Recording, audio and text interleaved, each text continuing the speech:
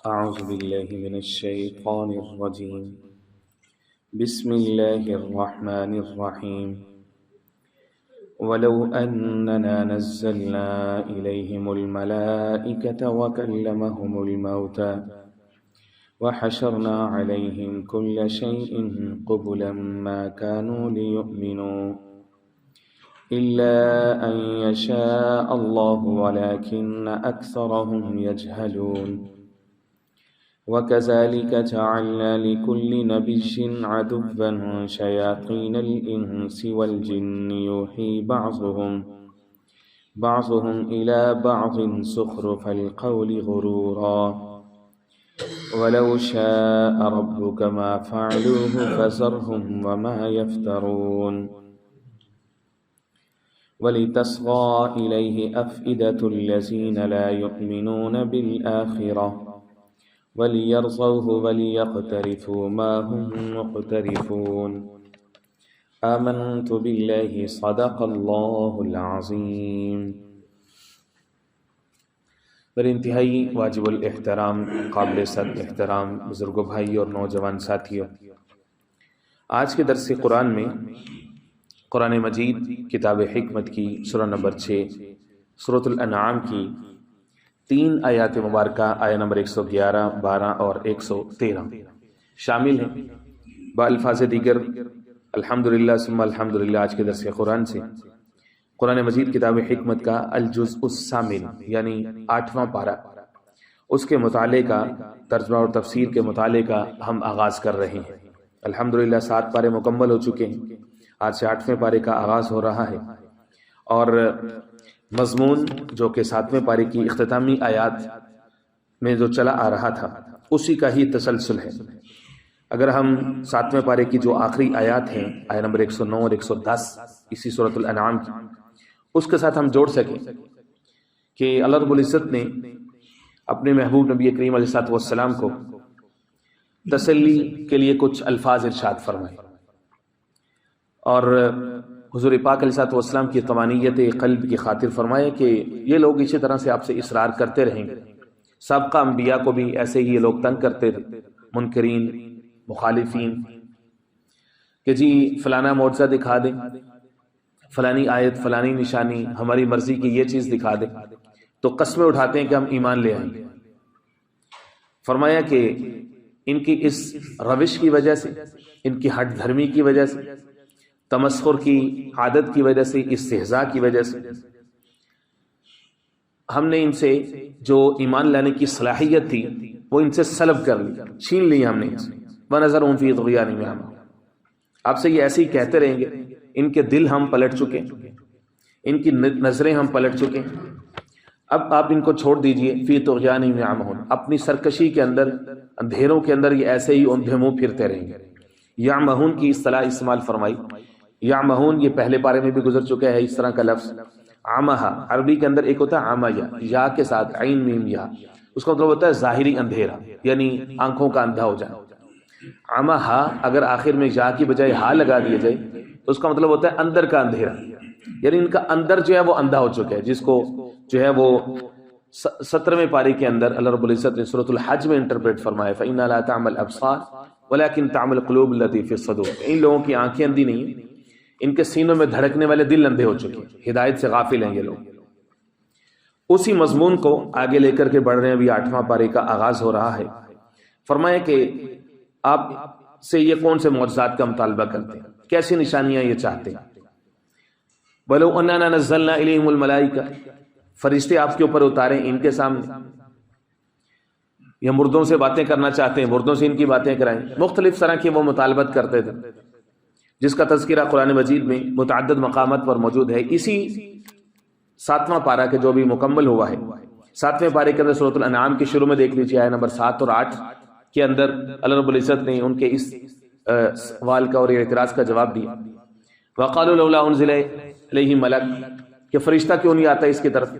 اللہ رب العزت نے فرمایا کہ اگر ہم فرشتہ نازل کرتے تو پھر ان کے اوپر سارا معاملہ ہی مشتبہ ہو جاتا. یہ کہتے ہیں ہمارے لیے تو یہ رول ماڈل ہی نہیں ہے، یہ تو کھانے پینے ضروریات زندگی سے یہ تو پاک ہے، تو ہم ایسے تو نہیں رہ سکتے. تو پھر ان کا یہ اعتراض ہو جاتا. اور اسی طرح سے آیہ نمبر 35 کے اندر ان کا جو مطالبہ تھا اللہ رب العزت نے فرمایا وَإِن كَانَ كَبُرَ عَلَيْكَ إِعْرَاضُهُمْ فَإِنِ اسْتَطَعْتَ أَن تَبْتَغِي نَفَقًا فِي الْأَرْضِ کہ زمین میں کوئی سرنگ کھود دیں جی، او سلمًا فِي السَّمَاء آسمان کے اوپر کوئی سیڑھی بنا لیں، کوئی زینہ بنائیں ہمارے سامنے چڑھے، اسی طرح سے ہمیں کوئی ایسی یونیک جو ہے کوئی نشانی دکھائیں۔ یہاں پر آیہ نمبر 111 کے اندر آ رہا ہے فرشتے اتریں، باتیں کریں، کلمہ الموتیٰ فلانا فلاں ابن فلاں دادا بابا فلاں کا اتنے سال پہلے وہ مر گیا تھا تو اس سے ہماری بات کروا کے دکھائیں، وَكَلَّمَهُ الْمَوْتَى۔ تو اس طرح کے مطالبات۔ اسی طرح سے 15ویں پارے کے اندر جو ہے وہ سورۃ الاسراء یا سورہ بنی اسرائیل کا جو 10واں رکوع ہے اس کے اندر آیت نمبر 90 91 92 93 اس پورے رکوع کے اندر سیکنڈ ہاف جو اس رکوع ہے اس کے اندر بھی ان کی مختلف طرح کے مطالبات ہیں۔ وَقَالُوا لَن نُؤْمِنَ لَكَ حَتَّى تَفْجُرَ لَنَا مِنَ الْأَرْضِ يَنبُوعًا، ہم ایمان نہیں لائیں گے زمین سے کوئی چشمہ نکال کر کے دکھائیں، او تسقط السماء كما زعمت علينا كسفا، یا آسمان سے کوئی چیز ہمیں ہمارے سامنے جس کا تم وعدہ کرتے ہو کوئی ایسی چیز ہمارے اوپر برسے، او تسقط السماء كما زعمت علينا كسفا او تأتي بالله والملائكة قبيلا، یا اللہ اور فرشتے سارے کے سارے آپ کے ارد گرد ہمیں نظر ہیں، او يكون لك بيت من زخرف، یا پھر آپ کا کوئی ہیرے جواہرات موتیوں سے جڑا ہوا کوئی محل ہو، شاندار کوئی ولا ہو زبردست قسم کا عالی شان طرح کا، بیت من زخرف او ترقى في السماء، یا سیڑھیوں میں آسمان کے اوپر ہمیں چڑھ کے دکھائے۔ ولن نؤمن لرقيك، اللہ رب العزت نے وہاں پر ان کے دل کی حالت لکھی ہے، ولن نؤمن، پھر بھی وہ ہرگز ایمان نہیں لائیں گے، لرقيك حتى تنزل علينا كتابا نقرأ، یہ آپ کے اوپر ایمان نہیں لائیں گے، پھر بھی نہیں لائیں گے۔ تو فرمایا کہ یہ صرف ان کی ضد ہے، جہالت، اور اللہ کے جو معجزات آ چکے ہیں ان کو انہوں نے نہیں مانا، تو ان کی مرضی کے دیکھ کے وہ کیسے ایمان لے کر گئے۔ اور ایک اور جگہ پہ ہے 19ویں پارے کے اندر بھی موجود ہے سورۃ الفرقان کے اندر، کبھی کہتے ہیں وقالوا اساطیر الاولین، یہ تو پہلے لوگوں کی قصے کہانی ہے جو آپ ہمیں سناتے ہیں، کبھی کہتے ہیں وقالوا ما لهذا الرسول یاکل الطعام، اس رسول کو کیا مسئلہ ہے، یاکل الطعام، کھانا بھی کھاتے ہیں، ویمشی فی الاسواق، بازاروں میں چلتا پھرتا۔ فرمایا کہ اگر آپ ان کی مرضی کی چیزیں لا دیں گے تو پھر یہ کہیں گے یہ تو سحر ہے، یہ تو جادو ہے، تو پھر بھی یہ مان کے نہیں دیں گے۔ تو اس لیے محبوب آپ تسلی خاطر رکھیے، جمع خاطر رکھیے، آپ کو پریشان ہونے کی ضرورت نہیں ہے، آپ کا کام صرف ابلاغ ہے، ان کو ڈر سنانا ہے، آپ نذیر ہیں، آپ بشیر ہیں، تو بس آپ ان کو صرف اتنا بتاتے جائیں کہ جس راستے پہ تم چل رہے ہو یہ غلط ہے۔ یہ ہے تبلیغ اور دعوت کا منہج نبوی، کسی شخص کو پوائنٹ آؤٹ کرنے کی بجائے اس کا جو کام ہے اس کے نتائج سے اس کو آگاہ کرنا، یہی نذر کو کہتے ہیں، یہیں سے ہی تبلیغ اور دعوت کا آغاز ہوتا ہے، یہ بتانا کہ بھئی پہلے ان کو یہ بتاؤ کہ جو تم کر رہے ہو نا یہ ٹھیک نہیں ہے، اس کا لاجیکل اس کا اینڈ ریزلٹ یہ بن رہا ہے، تو آٹومیٹکلی وہ ریسٹ لیس ہوگا، تو وہ صحیح راستہ رائٹ پاتھ آپ سے جاننا چاہے گا، تو پھر آپ اس کو بتائیں کہ یہ ہے اصل کامیابی، اللہ کی طرف آؤ، اللہ کے دین کی طرف آؤ، اللہ کے انبیاء کی طرف آؤ، اس طرح سے تمہیں کامیابی ملے گی۔ یہ ہے منہج نبوی دعوت کا اور تبلیغ کہ نذر، حضور نے نذر سے آغاز کیا، اللہ رب العزت کا پہلا حکم بھی یہی تھا، سورہ الشعراء کے اندر موجود ہے سیکنڈ لاسٹ سیکشن میں، وَأَنذِرْ عَشِيرَتَكَ الْأَقْرَبِينَ، اب قریبی رشتہ داروں کو ڈر سنائیں، انذر، انذار کریں سب سے پہلے۔ تو یہاں پر بھی وہی ہے کہ آپ کی ایک ذمہ داری ہے، آپ صرف وہ ادا کیجیے، آپ ان کا ایمان نہ لانا آپ کے دل کے اوپر جو ہے وہ کوئی بوجھ نہ ڈالے، کوئی ثقل نہ ڈالے، یہ بڑا ضروری ہوتا ہے، اس کو کہتے ہیں موٹیویشن۔ موٹیویشن جو ہے یہ بہت ضروری ہوتی ہے، جس شخص کی جتنی بڑی ذمہ داری ہے اس کو اتنی زیادہ موٹیویشن کی ضرورت ہے۔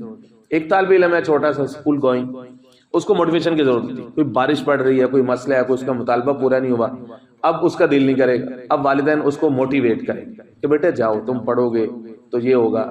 آج کل تو وہ اس کو بچے کو کہتے ہیں کہ جو تم بہت بڑے افسر بن جاؤ گے، تمہاری اتنی تنخواہ ہو جائے گی، چلیں ٹھیک ہے فور دا ٹائم بینگ، یہ بھی ایک طرح کی موٹیویشن کا سٹائل ہو سکتا ہے۔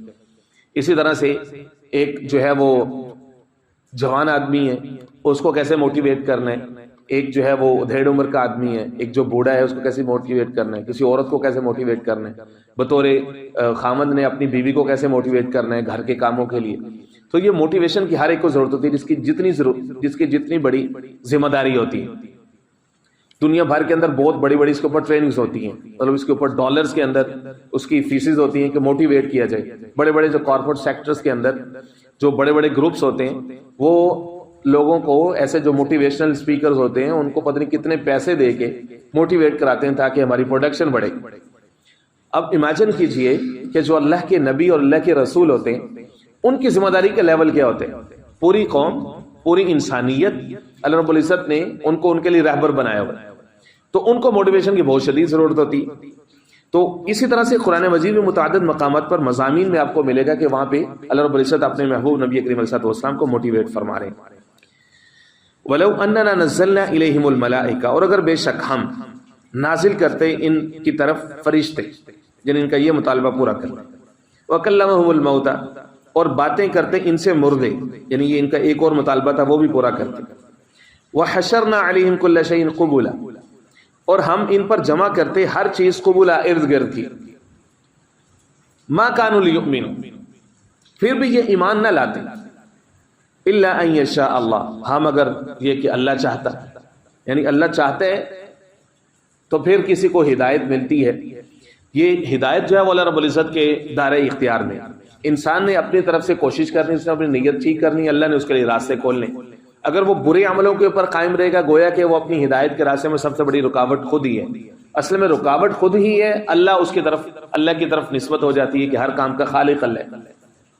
جیسا کہ پیچھے فرمایا کہ ہم ان کے دلوں کو پلٹ دیتے ہیں. اب کوئی شخص یہ کہے کہ جب اللہ نے دل کو پلٹ دیا، اللہ نے ہدایت چھین لی، تو ان کو ہدایت کہاں سے ملتی؟ یہ تو جبرن وہ لوگ کافر ہوئے، وہ لوگ مشرک ہوئے. نہیں، ایسا نہیں ہے. انسان کا اپنا عمل سب سے بڑا ذمہ دار ہوتا ہے، اس کی اچھی منزل کا اور اس کی بری منزل کا.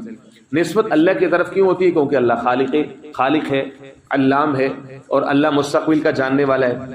تو یہاں پر بھی وہی بعینہ ہی وہی تعبیر اختیار کی جا رہی ہے. الا ان یشاء، اگر اللہ چاہے تو کسی کو ہدایت دے سکتے. ولیکن اکثرهم یجہلون، فرمایا لیکن اکثریت جاہل ہے، یجہلون، ان میں سے اکثر جاہل ہے. وَكَذَلِكَ جَعَلْنَا لِكُلِّ نَبِيٍّ عَدُوًّا، فرمایا کہ اس طرح سے ہم نے بنا دیا ہر نبی کے لیے عدوًا، دشمن، شیاطین الانس والجن، انسانوں اور جنوں میں سے شیطانوں کو ہم نے دشمن بنا دی. ہر نبی کے دشمن ہر زمانے میں رہے ہیں. اچھا، پیغمبر کے دشمن بن چکے، انسان بھی ہیں، جن بھی ہیں، شیطان، یہ سارے دشمن ہیں. یوحی بعضهم الی بعض، وہ آپس میں ایک دوسرے کو گائیڈ کرتے ہیں، ایک دوسرے کو راہ سجھاتے ہیں، پلان کرتے ہیں، پلاٹنگ کرتے ہیں. زخرف القول غرورا، اور وہ کیا کرتے ہیں کہ ملمہ سازی کی باتیں ڈالتے ہیں، یعنی مختلف طرح کے اعتراضات لگانا، آبجیکشن لگانا. فرمایا کہ یہ ہر زمانے میں ہوتا ہے. وَلَوْ شَاءَ رَبُّكَ مَا فَعَلُوهُ، اور اگر تیرا رب چاہتا ہے، ما فعلوه، تو یہ ہرگز نہ کر سکے. یعنی اللہ کی طاقت اتنی ہے، اللہ چاہتے تو ان کی بولتی بند کر دیتے، آپ کی مخالفت ہی نہ ہو سکتی. ما فعلوه، نہ کر سکتے. فذرهم، لیکن اللہ رب العزت کا ایک قانون ہے، وہ قانون ہے قانون ابتلا. قانون ابتلا کا تقاضا یہ ہوتا ہے کہ جو اہل ایمان ہوتے ہیں اللہ رب العزت ان کو استقامت عطا فرماتے. ان کے اوپر کوئی مسائل آئیں، مصائب آئیں، پریشانیاں آئیں تو وہ اپنے ایمان کے اوپر ڈٹے رہتے ہیں. قانون ابتلا کا دوسرا پیج یہ ہوتا ہے کہ اس میں جو مخالفین ہوتے ہیں، کفار اور مشرکین ہوتے ہیں، جو اعداء الدین ہوتے ہیں، ان کے لیے تمہیل ہوتی ہے. تمہیل کا مطلب ہوتا ہے ان کو مہلت دی جاتی ہے.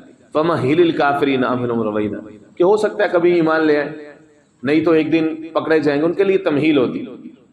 تو اہل ایمان کے لیے اس کے اندر سبق ہوتا ہے، سیکھ ہوتا ہے، ابتلا کے ذریعے اللہ کی قربت ان کو ملتی ہے. تو یہ قانون ابتلا ہوتا ہے. قرآن مجید میں آپ کو کئی سارے مقامات پر ملے گا. یہاں پر بھی وہی ہے. فرمایا وَلَوْ شَاءَ رَبُّكَ، اگر تیرا رب چاہتا ہے تو ان کو پکڑ لیتا، نہ کرنے دیتا. فَذَرْهُمْ، لیکن ان کو ڈھیل دی. وَمَا يَفْتَرُونَ، فَذَرْهُمْ، آپ ان کو چھوڑ دیجیے. وَمَا يَفْتَرُونَ، جو کچھ بھی وہ افترا کرتے ہیں، گھڑتے ہیں، دین کی مخالفت کرتے ہیں. وَلِتَصْغَىٰ إِلَيْهِ أَفْئِدَةُ الَّذِينَ لَا يُؤْمِنُونَ، تاکہ جھکے رہیں ان کی طرف ان لوگوں کے دل لا یؤمنون بالآخرہ، جو آخرت پر ایمان نہیں لاتے. وَلِيَرْضَوْا، اور وہ خوش رہیں. وَلِيَقْتَرِفُوا مَا هُمْ مُقْتَرِفُونَ، اور وہ جو ہیں وہ وَلِيَقْتَرِفُوا، اور وہ گھومتے رہیں یا چلتے رہیں، پسند کرتے رہیں. مَا هُمْ مُقْتَرِفُونَ، انہی جیسی باتیں جو وہ کر رہے.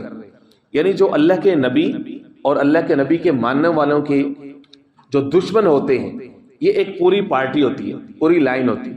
لوگوں کے پاس دو چوائسز ہوتی ہیں، یا تو وہ اللہ کے انبیاء کی سنت پر چلنے والوں کا ساتھ دے لیں، یا پھر ان کے مخالفین کی سنت، یعنی یہ دنیا ہی دنیا. تو یہ دو طرح کی پارٹیز ہوتی ہیں جن کو قرآن مجید نے دوسرے مقام پر سورۃ المجادلہ پارہ نمبر 28 کے اندر فرمایا، ایک طرف حزب اللہ، ایک طرف حزب الشیطان، ایک طرف اللہ کا لشکر ہے، اللہ کا گروہ ہے، دوسری طرف شیطان کا گروہ ہے۔ ہر انسان کے پاس چوائس ہے کہ وہ حزب اللہ کو جوائن کرے، یہ پارٹی کو جوائن کرے، یا پھر یہ پارٹی کو جوائن، یا رائٹسٹ کو، یا پھر اصحاب الیمین ہے، یا پھر اصحاب الشمال ہے، جس کو سورۃ الواقعہ کے اندر فرمایا گیا۔ فرمایا کہ آپ ان کو چھوڑ دیں، ان کی ہم نے چوائس برقرار رکھی ہے، ان کی لبرٹی کو ہم نے ابھی چھیڑا نہیں ہے، ان کی مرضی ہے، ان کو ابھی آپ کرنے دیں، فذرہم، آپ اپنا کام کریں، ان کو اپنا کام کرنے دیجیے۔ رب العزت سمجھ نصیب فرمائے۔